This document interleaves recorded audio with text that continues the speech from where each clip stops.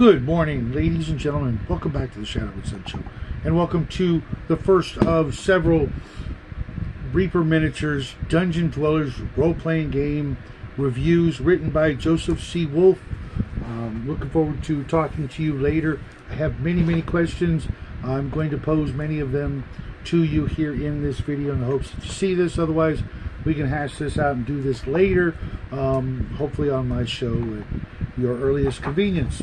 Right off the bat, I was very happy to see a nice double page homage to the original Dungeon Dwellers, none other than Heritage Miniatures Dungeon Dwellers paint and play set line of miniatures and paint and play sets and all the history that went with it way back in 79, 80, etc.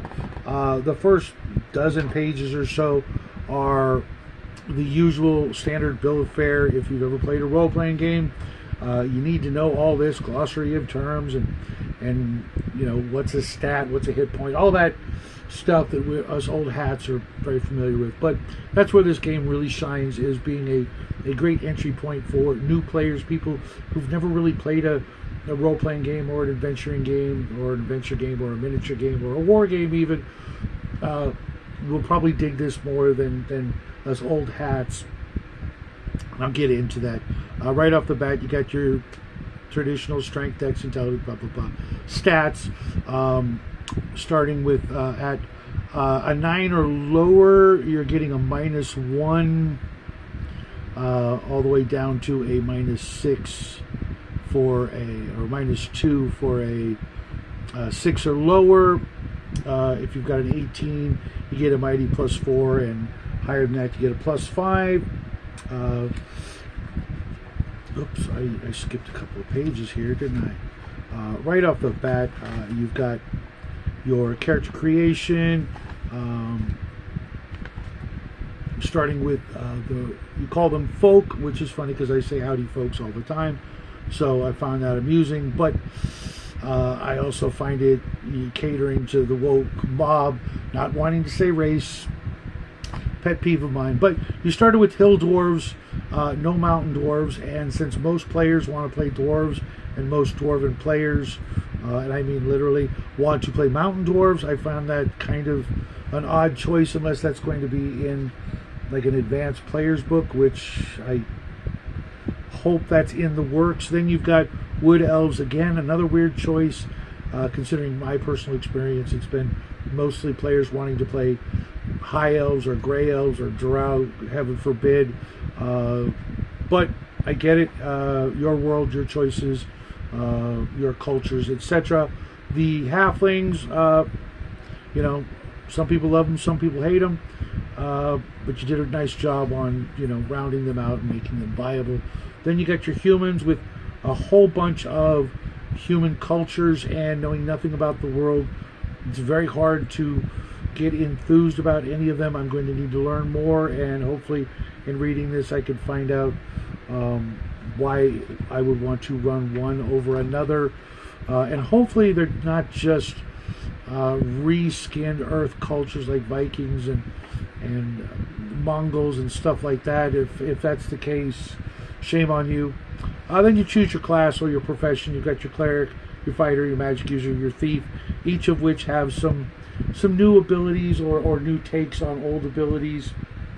The cleric has, you know, in addition to their spells, and I'll get into the magic stuff when I get over to the magic users and lump it all together. Pick a deity. At level 2, they can spend a short rest to gain back some of their spell points. All spells are run by spell points, which I really like. They begin with a minor divine relic to focus their magic through. Magic users have the same requirement or, you know, thing going on in their you know, life. A bunch of different abilities that you would expect from clerics, you know. And then I notice here your Dungeon Dwellers deities, a whole list of names that I do not recognize, which I really like, because that means you probably did the work and created your own deities instead of just using Thor and Odin and mythological earthly deities, which really grinds my gears because I don't want to play on Earth. The fighter has lots of different, not really skills, but specific rules to get you to understand, what they're good at and where they excel. All combat is based on your class, very much like Castles and Crusades, where at each level you get a plus or no plus to your roll to hit to try to hit ascending armor classes, and fighters get them at every level. Everybody else gets them at alternating or maybe every 3 or 4 levels, which also tie into multiple attacks, which I have a big question about that, but we'll go into that later. But at roughly a 5th level, they get 1 attack, then 2 attacks, first round, second round kind of thing. And then clerics and thieves get the same thing, but at 10th level, which is actually pretty generous considering most games like this, they only get 1 forever, and that's it. The combat rounds are very well thought out, and I'll get to that in just a minute. You did a really nice job on the rogue and all their abilities and the thieves' tools and explaining to players what they are, what they do. I've got mine right here. I never leave home without them. So that's actually very helpful to help teach the players, well, instead of just saying I use my thieves' tools, well, which one? Maybe you want to use something that's not really in your thieves' tool set of lock picks, but maybe a completely different tool to open this lock or disarm this trap or get past this trick or thing in the dungeon or in the wilderness, that sort of thing, and a bunch of kind of new abilities as well as some old abilities. Then we get to the wizard. Both wizards and priests get cantrips and spell points, and 2 cantrips at first level, 6 first level spells. I'm not sure how they get them, if they just pick what they want willy-nilly. Not a lot of DMs are going to be okay with that. And then they get 4 spell points a day. You can get some back with a short rest, the rest of them back with a long rest. And that's all fun and very much in thinking of how I would do things. Very, it allows the player to have a lot more options and not feel like their wizard is useless. I cast my 1 spell, I can't do anything for the rest of the day except try to throw an oil flask or a dagger and have like no chance to succeed. The cantrips are either overpowered, in my opinion, being able to do the equivalent of like 2 magic missiles every round for free if they make their rolls. That's pretty OP, but pretty generous. But again, the game does appear to be front-loaded in the player's favor to get them going and give them a running start and have a little bit more than the old days. So I could see that being a lot of fun for today's younger generations, and not like whining and complaining so much that they can't do anything, and being right about it. In the old days we had it a lot rougher. But yeah, enough old man ranting at the clouds. The one cantrip I wasn't thrilled with was I forget the name of it, the one where you can do all kinds of little tricks and open doors and make noises and stuff. There was a cantrip in the old days from the Unearthed Arcana, the first place they actually showed up, or Dragon Magazine, was the one that allowed you to change colors, like your clothing, you could change the color, kind of like tie-dye spell, and that was permanent, and that was a big deal back in the day. We used that all the time for camouflage and blending in, and even we had a magic user who had a side business where he would change the color of clothing for poor people for a few coppers or silvers or whatever he could wrangle, just to make some spending money, because in changing the color it would let the peasants seem like they have new clothes and not feel so bad. And there was a lot they could actually do with that particular cantrip. Then we get into culture. Choose your background, which is weird because this is almost word for word identical to the system used in another game that came out about a year ago, and I'm curious to see if you two have had any interaction and we're bouncing ideas off each other, or if this just happened, magically in two separate parts of the world, where you pick your element one, your culture, savage culture, urban culture, nomad culture, rural culture, and then your upbringing, whether you were a bondsman, a freeman, a noble, an orphan, an outlaw, and it looks like you just get to pick. How would not everybody pick noble is beyond me. Maybe throwing a forced roll in there might be an idea. Element 3 is trade. With how you get your equipment and things like that, and then armor and shield training and weapon training and choose your languages, determine your hit points, all the basic starting stuff. You have a little chapter here on personality, which is awesome because I did like this same video where it was called 10 things you should know about your character but you probably don't, like their favorite color, their favorite food, are they quick to anger, things like that, their personality that most people just, you should know that before you start rolling dice, or at least after you've rolled up your stats and you have a name, you should kind of know that stuff. Then character advancement and a nice leveling step-by-step method of what you get when you level up. A little talk about your equipment before it goes into more detail later. A 1, 2, 3, 4-page character sheet. Then you go into money, equipment, etc. I like the way you did the encumbrance, where it's in slots like other systems, but your backpack, while only taking up 1 or 2 slots, actually holds 5 to 7 slots, which is kind of the way they work, and what they're meant to do is to lighten your load but allow you to carry a heavier load because of its positioning, its construction, its durability, and all those cool things. And the slot load of each and every item, even the minuscule items being down to like the quarter of a slot, actually making more sense. Clearly you know a little bit about equipment, having probably purchased some of this stuff in the real world.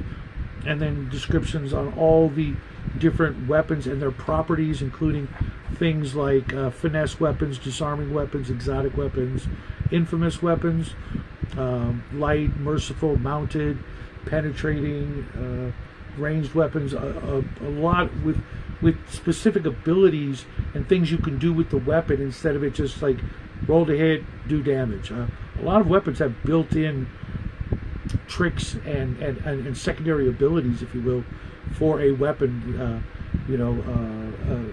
Spears and things like that can be set into the ground to accept a charge that will do much more damage than if you ever tried to throw it or stab somebody with it. And then adventuring gear and all kinds of things to purchase and to plan on purchasing later, from weapons and armor to animals and transport and foods and services. Then the backpacks, and there are 4 backpacks, 1 for each of the 4 character classes, with what they come with at a discount price. All very, very handy equipment. Chapter 4 is combat and movement, with a lot of steps and a lot of things you can do besides just move, swing, shoot, blocking, defending your friends, and the bonuses are a little bit more generous than I'm used to, which is actually good, because a +1 to me is kind of meaningless and downplaying its actual advantage. If you only got a 5% bonus for doing a thing, we probably wouldn't do that thing very often. And aiming is more than +5%, just saying. Otherwise we wouldn't make scopes, and we would just, nobody would ever aim. It doesn't make a difference. It's only +1. And all the different things you could do, like I was saying, like aid, you can attack, you can cast, charge, dash, delay, disengage, evade, focus, flee, guard, etc. There's just a crap ton of things with all their abilities that a lot of other combat systems kind of neglect or just gloss over, or just don't do them at all. If you think of it in the spur of the moment, the DM's got to make a ruling. And while this may be very similar to some games I'm not really familiar with, for me, a lot of it makes sense. Nice use of Reaper miniatures in the combat section to show facing and overlapping reach and things like that, and conducting attacks and all that's good stuff. And then we get to magic. I believe that's what's next. We're still paging through the combat section. Yes, we get to magic.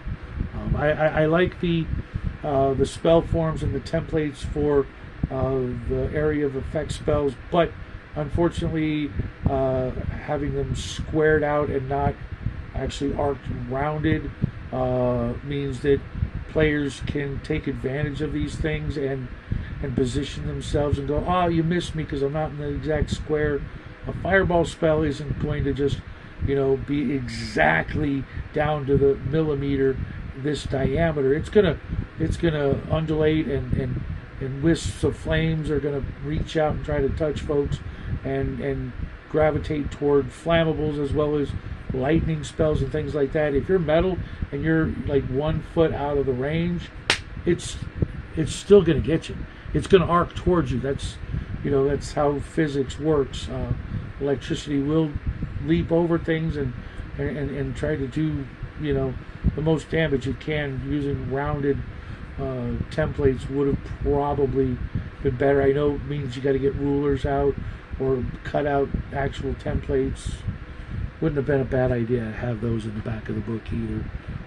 Then you get your spell format. Spells by school and level. You got your cantrips, your 1st through 9th level magic user, and 1st through 8th level cleric. Should have been 10th level spells if you're going to go all the way to 10th. Maybe that's in, like I said, the advanced player's book or something. One thing the game does excel at, in addition to kind of front loading everything for the player's benefit, is the scaling of spells, where you could pump spell points into a spell to get more damage, more range, more duration, things like that. There's a lot of good spells in here that are very familiar, but a lot of spells are in kind of like, I'm going to say, the wrong place. There's no teleport at 5th level. The one teleport is like way up there at like 7th or 9th level, and to me that's just like, I guess I'm not playing a magic user because I'm getting gypped there. I'm teasing. But like fireball being at 4th, that's going to irritate some long-time players. I mean, if you're going to use exact names of D&D spells, you might as well put them in the exact same space. You can't copyright that. Nobody's going to fault you for putting fly and fireball as 3rd level spells. They've been 3rd level spells since the 70s in every game I've ever come across, but that's just me. But then there are some new spells, and I like the way you combined certain spells, like the hand spells, like Big B's, into just one spell. You can do multiple things with it. That saves space, time, and again, it goes toward the being able to do more with one spell, by being able to scale it up with spell points. And then we get to the very end, because there's a big chunk of the book taken up by spells. It was thaumaturgy. That was the cantrip I was thinking of, about coloring things, which was a big deal back in the day for us. But then you get to chapter 6, adventuring, which is a very well written chapter, helping old and new players prepare for the adventure. The gathering of news and rumors, meeting at the tavern, all the classic tropes to get people, doing the things that we all do when we play any kind of dungeon delving game. Temples and ties, adventuring company charter, your last will and testament, what you expect done with your equipment and your treasure, etc. Funerary expenses, the care and feeding of your weapons and your armor and tools and other gear, lighting, not just having torches but having multiple sources of lighting. All kinds of great tips here into your first trip into the dungeon, overland adventures and, you know, trying to make your way back home with all the treasure. And then the 10 steps for player success, kind of your 10 commandments. Be punctual, come prepared, create appropriate PCs actively, and enthusiastically explore the world. Keep records, play fairly, no cheating. You guys know who you are, so do I. Accepting the GM's rulings, be a team player. And number 10, one of the biggest ones and hardest one to follow, this guy especially, only act on character knowledge. Your character doesn't know everything you do, and try not to take advantage of that. It's really hard, but sign of a great player is someone who can do that. Then a bunch of useful tables at the end. I was kind of bummed that I didn't see an appendix N at the back of it, but maybe that's in the GM's book where it belongs. But there you go, folks. A neat little game for new players who want something that's really spelled out for you, and doesn't have a lot of overly complicated feats and you know, builds and things like that. Keep it simple, but at the same time get all the stuff done that actually needs to be in the book, and it's in the player's handbook, so the players can actually, you know, learn the rules of combat, what they can do, and how their spells work, and all kinds of great tips. Joseph, I hope to see you soon, folks out there. If you're looking for something a little bit different, that definitely has a lot of love put into it. This might be the game for you. It might not be the game for me, but you never know. If I had a bunch of people who had the same book and wanted to play and wanted me to join them, I might do, but you know, I only play online now, so it's getting harder to find games to be in that I want to be in these days. But I don't know. This one has some stuff in it I like, some stuff in it I don't. I think maybe you guys are gonna have to decide for yourself whether this is the game for you. But I will be back with. I think I'm gonna do the monster book next. No, you know what? I'm gonna do the DM book next because I really want to see the monster book. So I'll save that for last, just so that, you know, it'll force me to get to read more of these books and get that done. But I will see you guys in about 15 minutes for Second Breakfast, the Wednesday Hump Edition. Hope to see you guys all there. Until then, have a great rest of your day. I love you guys and all. Happy trails.